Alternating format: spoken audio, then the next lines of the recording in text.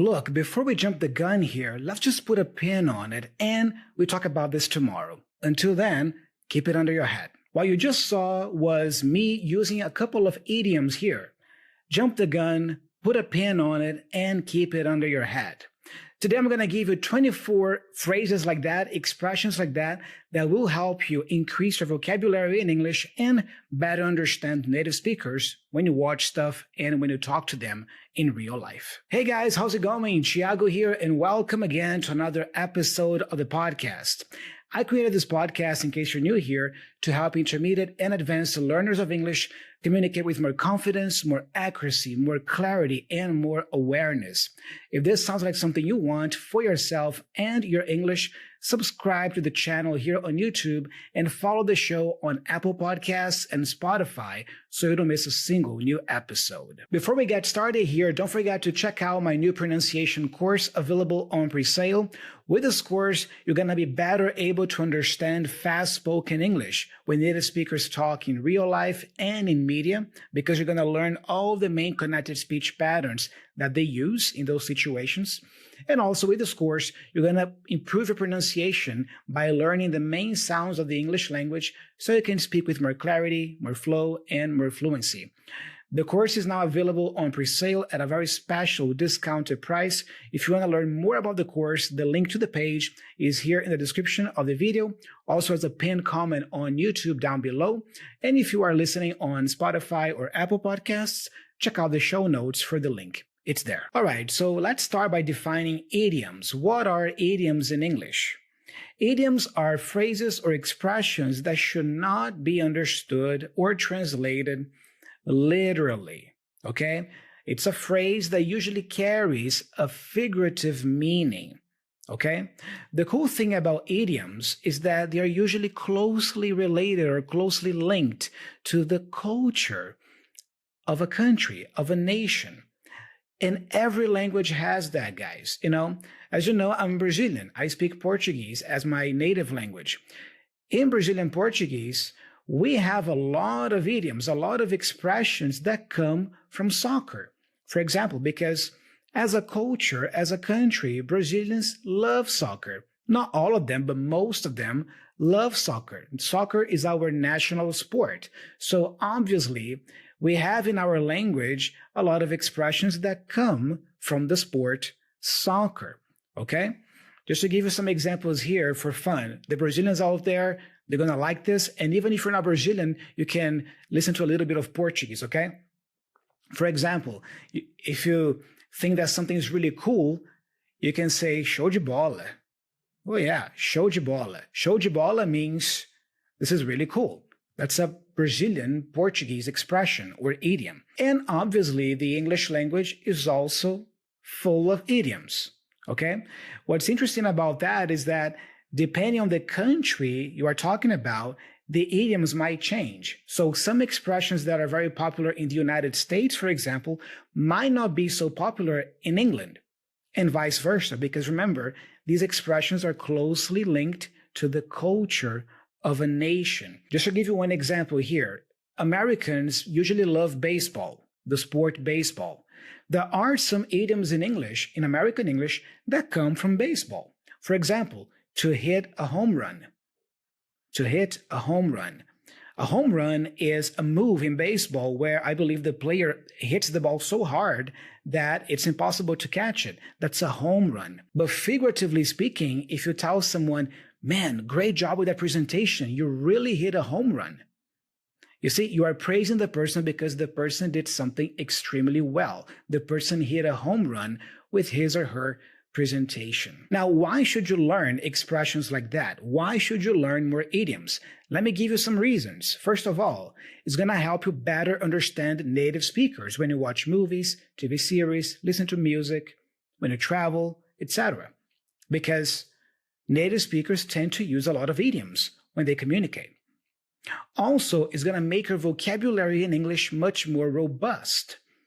It's going to give you more options, more flavor to communicate with, and also when it comes to understanding what you hear.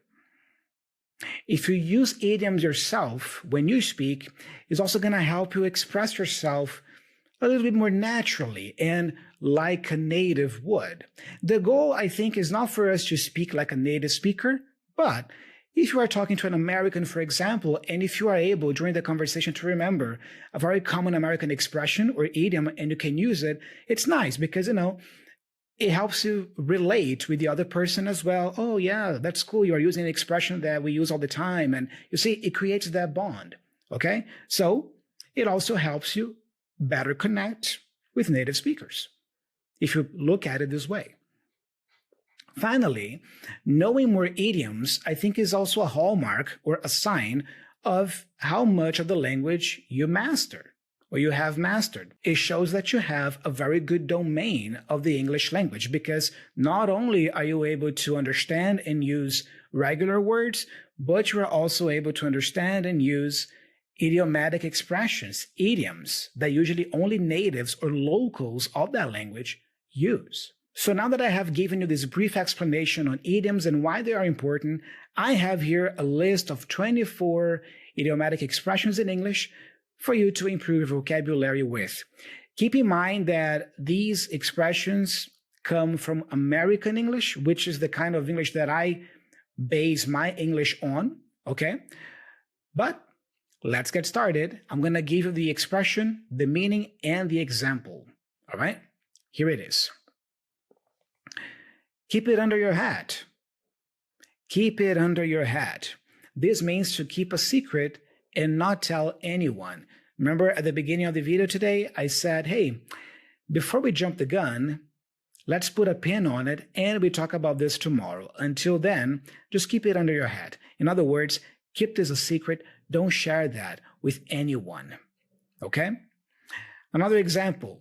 Julie told me she's getting married next year, but keep it under your hat. She doesn't want anyone to know it yet. In other words, keep it a secret. The next expression, obviously, is jump the gun. I also used that one in the introduction today. When you jump the gun, you do something too early, before you're ready or before the conditions are right. Okay? In other words, you act impulsively. For example, you should have waited for me before telling everybody about our plans. You jumped the gun. Okay? So going back to my example in the introduction today, I said, hey, before we jump the gun, in other words, before we act too impulsively or at the wrong time, let's put a pin on it. So that's why in the introduction I said, look, before we jump the gun, in other words, before we act too hastily or too impulsively or before the right time here, let's put a pin on it. It's another expression. To put a pin on something means let's table this discussion for now. Let's not talk about this for now. Let's take a break from this and we talk about this later, maybe tomorrow. So let's put a pin on it. And until now, or until then, until tomorrow, let's say, keep it under your hat. Don't share this with anyone. Okay? Moving on here, we have bury the hatchet. A hatchet is a small axe. Okay, you have the big axe, okay, that you use to cut trees, and you also have the small short axe. That's called a hatchet. Okay? If you watch The Walking Dead, think about Rick. Rick Grimes, throughout this series, he uses a hatchet as one of his main weapons. Okay? But what does it mean to bury the hatchet? It means to stop arguing about something and make peace or be friends again. For example, it's been 5 years since they stopped being friends. But now, I think they're ready to bury the hatchet. In other words, I think they are ready to be friends again. Okay? Guys, something really cool that I also recommend you do, maybe after this video here, you can also Google the origin of these expressions. If you go to Google, you can write there, What is the origin of the expression bury the hatchet? You're going to find some really cool information there, like, when that expression started to be used in the English language, why, what is the rationale behind this. It's really interesting, okay? I imagine that you can even use AI for that nowadays too. Go to ChatGPT later or Gemini and ask for the origin of all these expressions here. It's a fun way for you to learn more about these expressions, not just the meaning, as I'm sharing here, but also why they have this expression in the first place and what's the rationale behind it. So do that. Next expression, I don't have a clue. This is a very common one. I'm sure you know that one. I don't have a clue. It means to be ignorant or oblivious about something. This is a great word, guys, oblivious. When you are oblivious, you have no idea of what's going on. You are oblivious, okay? Children, many times, because they're small, they are oblivious to what's going on in the world of adults. They are oblivious. They have no clue. Okay? So you use that when you want to talk about a person who has no idea of what is happening or doesn't know how to do something. For example, do you know how to turn this off? I don't have a clue. I have no idea. Okay?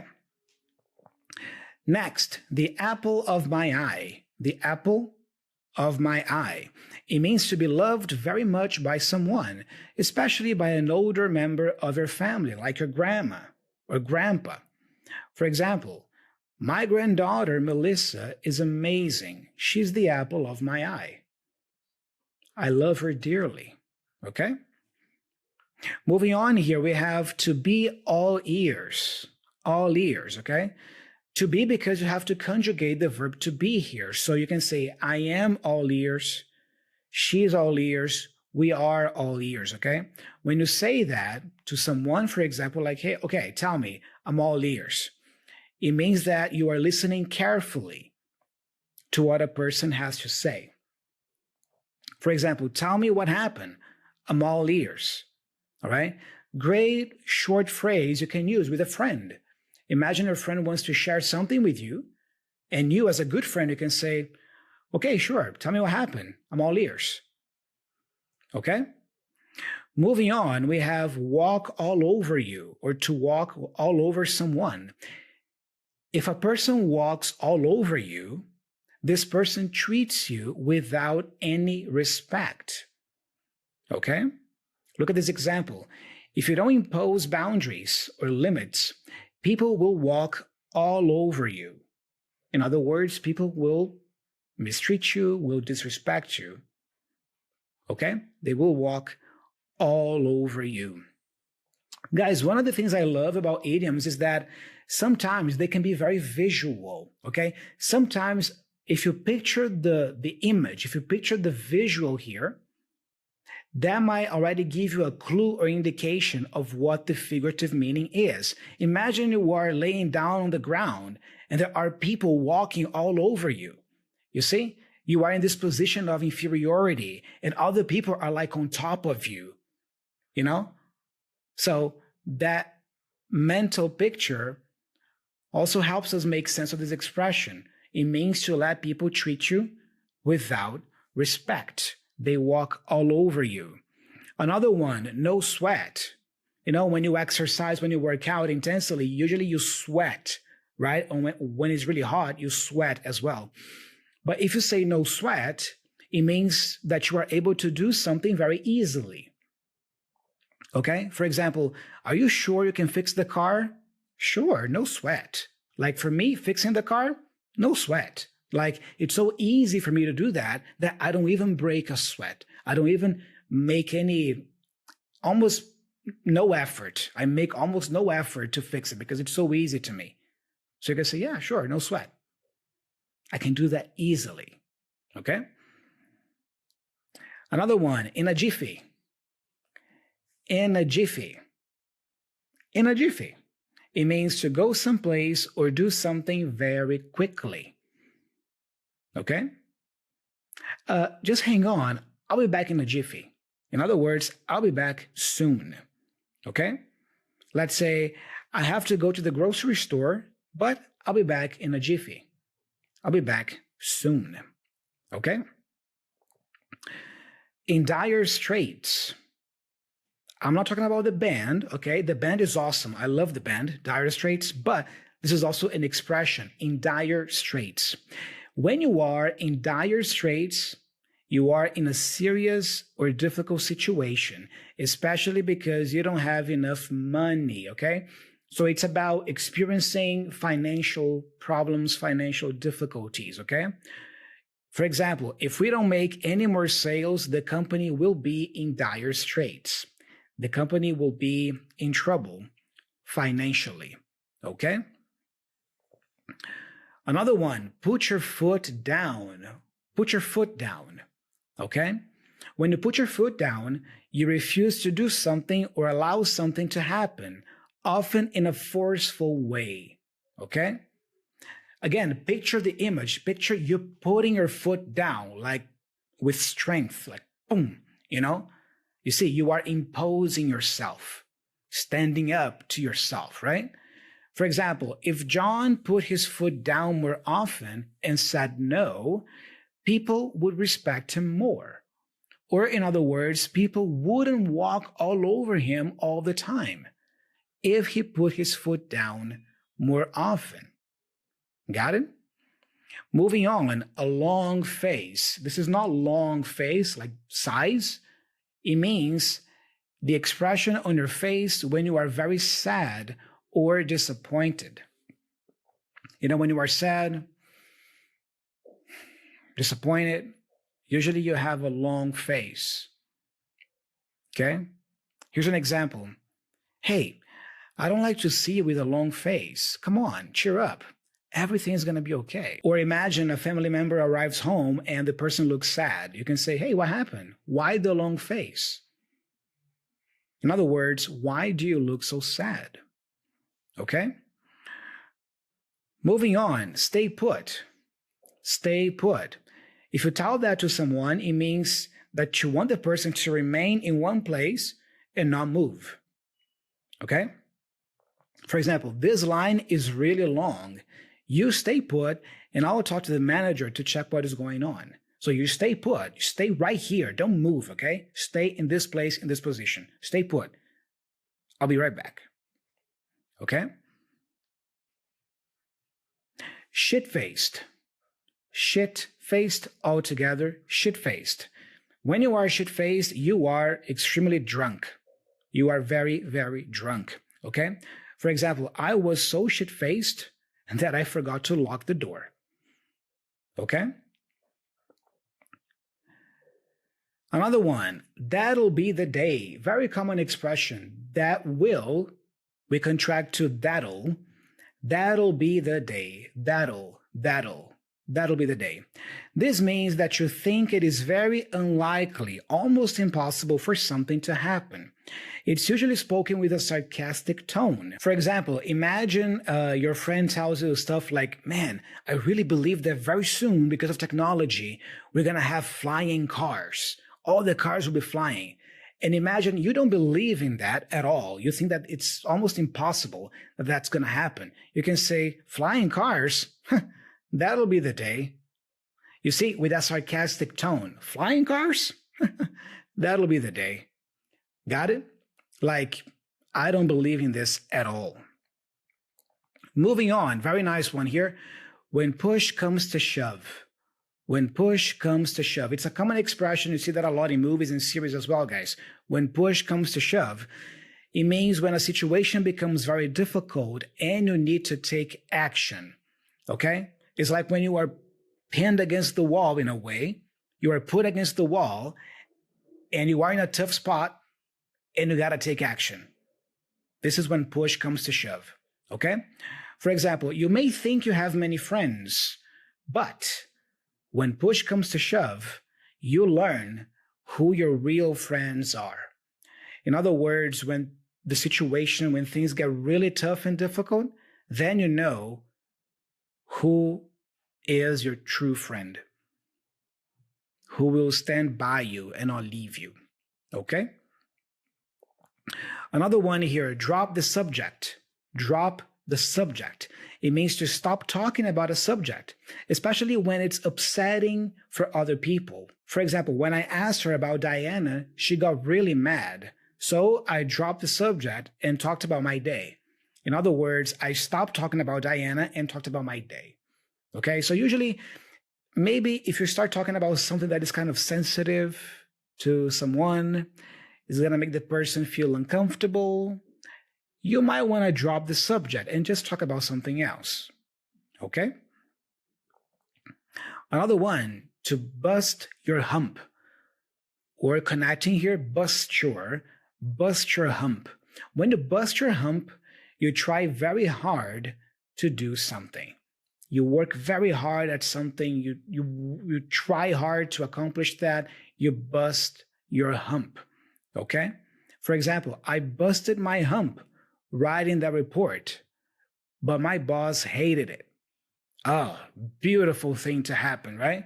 When you bust your hump working on something, and then your boss just comes and say, oh, no, this is not good enough. That's not the way it's done. Lots of fun, isn't it? Another expression, couch potato.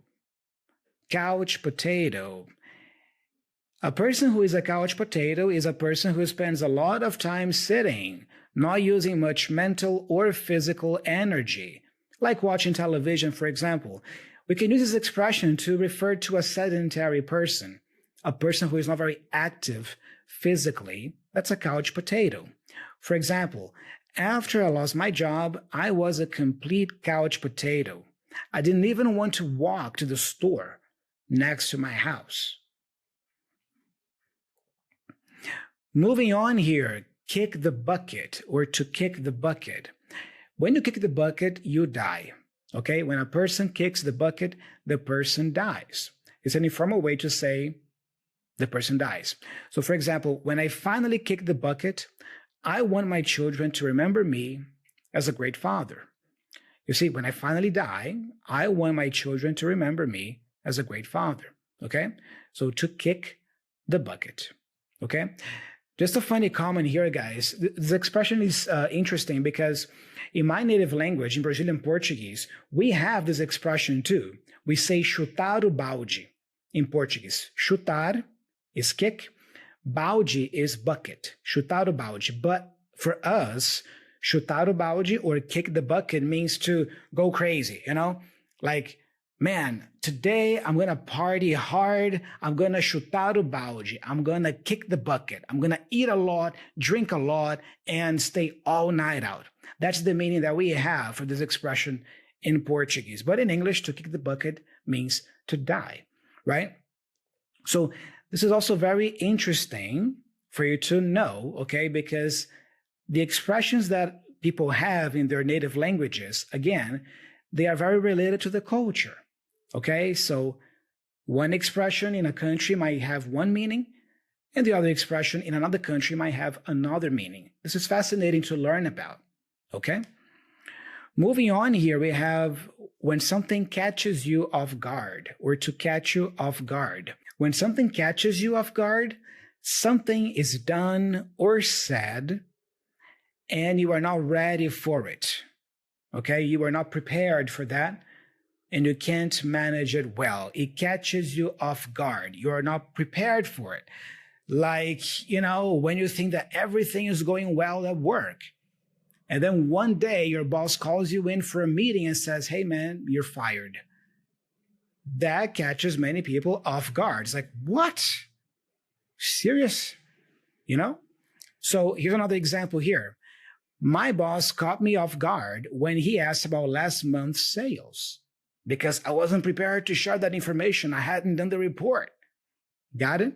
It catches you off guard. Another one, to bite your head off, or to bite my head off, or bite someone's head off. Okay? When you bite someone's head off, you talk to someone in a very angry, rude manner without usually apparent reason. The person just starts lashing at you, you know, and talking to you in a very rude way, but for no apparent reason. You haven't done anything to upset the person. So in that case, the person is biting your head off. For example, hey, I just wanted to know how your day was. You don't have to bite my head off. You see? Moving on. Food for thought. I've already explained this expression here on the podcast before. Food for thought, or to give food for thought. When someone gives you food for thought, they expect you to think carefully or reflect about what they told you or what they shared with you. For example, let me give you some food for thought. In other words, let me give you something to reflect on. How can you expect people to know what you want if you never voice your concerns? You see, this is some food for thought. Think about that. Reflect on this. And the last one that I have for you today, guys, is call it a day. Call it a day becomes call it a day. When you call it a day, you stop working or doing an activity because you're very tired. If you're doing something at night, you can also say call it a night. Okay? So for example, after spending 6 hours working on the project, we decided to call it a day and go home. You see, we decided to end the working day and go home and rest and maybe pick it up the next day. Okay? Or imagine you are at a party at night with your friends, but then, it's already 3 o'clock in the morning and you are very tired. You can look at your friends and say, guys, what do you say we call it a night? I really need to sleep. In other words, let's end the party, let's end the night, and let's go home and rest. Got it? So guys, these were just some examples of idioms, especially in American English, okay? Remember that these expressions vary from country to country. Again, some expressions that are very commonly used in the USA might not be so commonly used in Australia, in New Zealand, in England, in Canada, and so on. Okay? They are very linked to a nation's culture. Okay? And also remember that all these expressions we went over today in this episode come from American English, okay? You might not see some of these in British English, okay? And finally, remember that the more idioms you learn and know, the more natural you will sound if you use them when you speak, and also the better you will be able to understand English when you watch natives in media or in real life. And now I have a special gift for you guys. I have put together a free ebook with 50 expressions. In this ebook, you're gonna have these idioms here that I listed for you today with the examples and definitions, and also about 24 or 25 phrasal verbs, again with definitions and examples. It's a free ebook for you to have as your companion, as your guide in your studies. You can download it for free. Just click the link in the description here of the video, also in the show notes on Spotify or Apple Podcasts, and download this gift that I have for you, this free ebook. You're gonna love it. All right, guys, thank you so much for watching this video today. Don't forget to check out my pronunciation course on pre-sale. Also subscribe to the channel if you are new here and you're not a subscriber. And if you are on Apple or Spotify, leave me a 5-star review over there. I'm Thiago, I'm signing off, and I'll be talking to you in the upcoming video. Bye-bye.